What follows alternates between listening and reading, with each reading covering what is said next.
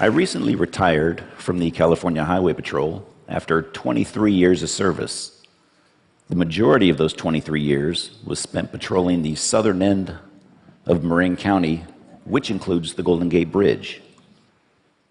The bridge is an iconic structure, known worldwide for its beautiful views of San Francisco, the Pacific Ocean, and its inspiring architecture.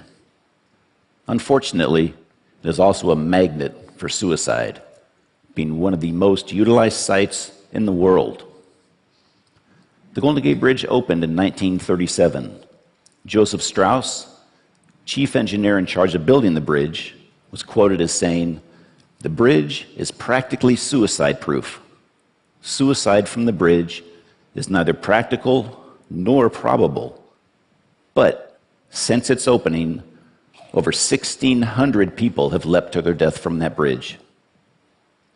Some believe that traveling between the two towers will lead you to another dimension. This bridge has been romanticized as such. That the fall from that frees you from all your worries and grief, and the waters below will cleanse your soul. But let me tell you what actually occurs when the bridge is used as a means of suicide. After a free fall of 4 to 5 seconds, the body strikes the water at about 75 miles an hour. That impact shatters bones, some of which then puncture vital organs. Most die on impact. Those that don't generally flail in the water helplessly and then drown. I don't think that those who contemplate this method of suicide realize how grisly a death that they face. This is the cord. Except for around the two towers, there's 32 inches of steel paralleling the bridge. This is where most folks stand before taking their lives. I can tell you from experience that once the person is on that cord, and at their darkest time, it is very difficult to bring them back. I took this photo last year as this young woman spoke to an officer contemplating her life. I want to tell you very happily that we were successful that day in getting her back over the rail. When I first began working on the bridge, we had no formal training. You struggled to funnel your way through these calls. This was not only a disservice to those contemplating suicide, but to the officers as well. We've come a long, long way since then. Now, veteran officers and psychologists train new officers. This is Jason Garber. I met Jason on July 22nd of last year when I received a call of a possible suicidal subject sitting on the cord near mid-span. I responded, and when I arrived, I observed Jason speaking to a Golden Gate Bridge officer. Jason was just 32 years old and had flown out here from New Jersey. As a matter of fact, he had flown out here on 2 other occasions from New Jersey to attempt suicide on this bridge. After about an hour of speaking with Jason, he asked us if we knew the story of Pandora's box. Recalling your Greek mythology, Zeus created Pandora and sent her down to earth with a box and told her never, ever open that box. Well, one day, curiosity got the better of Pandora, and she did open the box. Out flew plagues, sorrows, and all sorts of evils against man. The only good thing in the box was hope. Jason then asked us, what happens when you open the box and hope isn't there? He paused a few moments, leaned to his right, and was gone. This kind, intelligent young man from New Jersey had just committed suicide. I spoke with Jason's parents that evening, and I suppose that when I was speaking with them that I didn't sound as if I was doing very well. Because that very next day, their family rabbi called to check on me. Jason's parents had asked him to do so. The collateral damage of suicide affects so many people. I pose these questions to you. What would you do if your family member, friend, or loved one was suicidal? What would you say? Would you know what to say? In my experience, it's not just the talking that you do, but the listening. Listen to understand. Don't argue, blame, or tell the person you know how they feel, because you probably don't. By just being there, you may just be the turning point that they need. If you think someone is suicidal, don't be afraid to confront them and ask the question. One way of asking them the question is like this. Others in similar circumstances have thought about ending their life. Have you had these thoughts? Confronting the person head on may just save their life and be a turning point for them. Some other signs to look for: hopelessness, believing that things are terrible and never going to get better.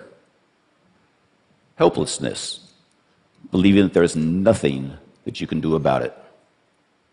Recent social withdrawal and loss of interest in life. I came with this talk just a couple of days ago, and I received an email from a lady that I'd like to read you her letter. She lost her son on January 19th of this year.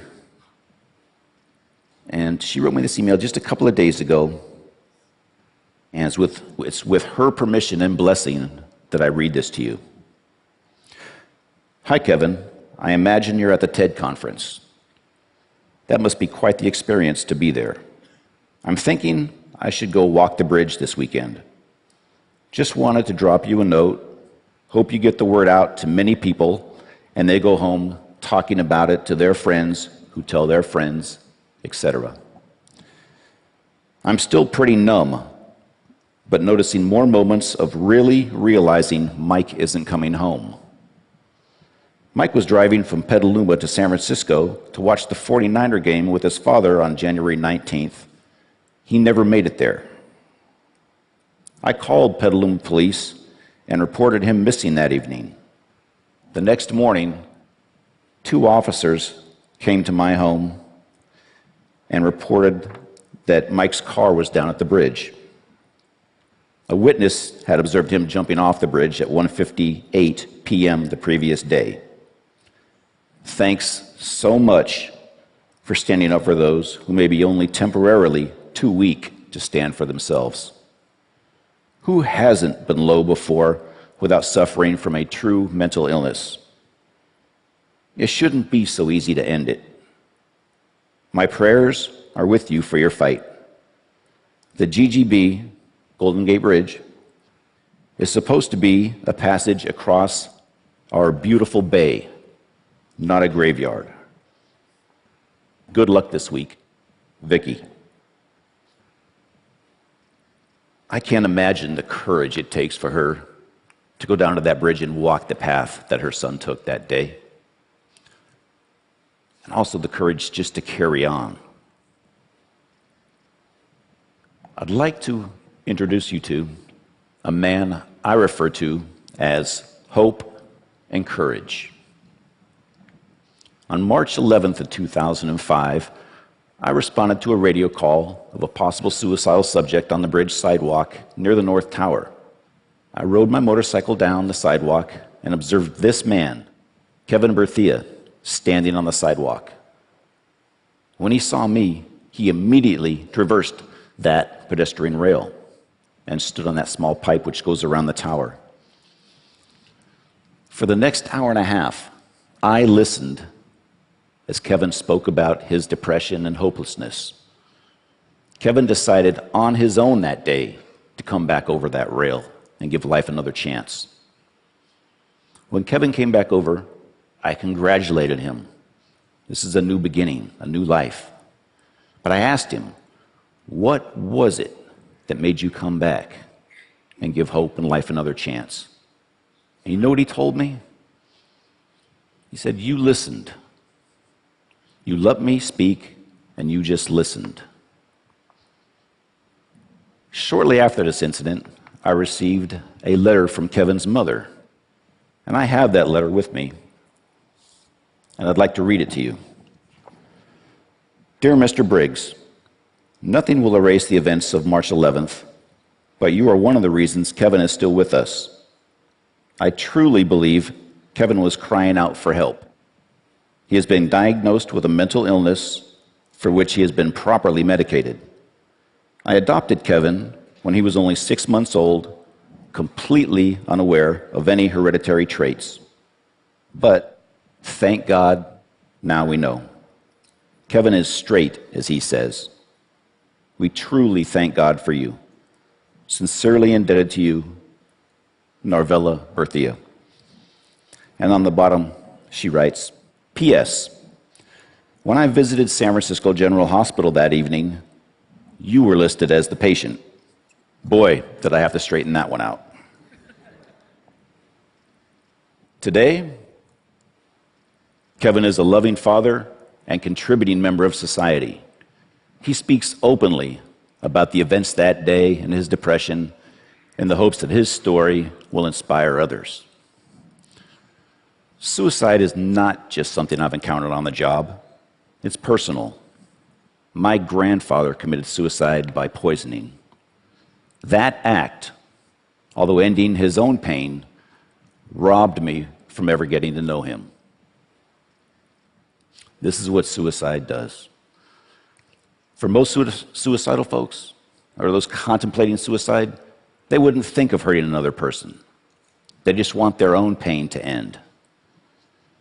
Typically, this is accomplished in just 3 ways: sleep, drugs or alcohol, or death. In my career, I've responded to and been involved in hundreds of mental illness and suicide calls around the bridge. Of those incidents I've been directly involved with, I've only lost 2, but that's 2 too many. One was Jason. The other was a man I spoke to for about an hour. During that time, he shook my hand on 3 occasions. On that final handshake, he looked at me and he said, Kevin, I'm sorry, but I have to go. And he left. Horrible, absolutely horrible. I do want to tell you, though, the vast majority of folks that we do get to contact on that bridge do not commit suicide. Additionally, that very few who have jumped off the bridge and lived and can talk about it, that 1% to 2%, most of those folks have said that the second that they let go of that rail, they knew that they had made a mistake and they wanted to live.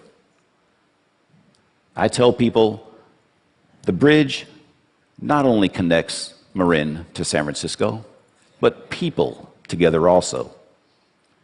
That connection or bridge that we make is something that each and every one of us should strive to do. Suicide is preventable. There is help. There is hope. Thank you very much.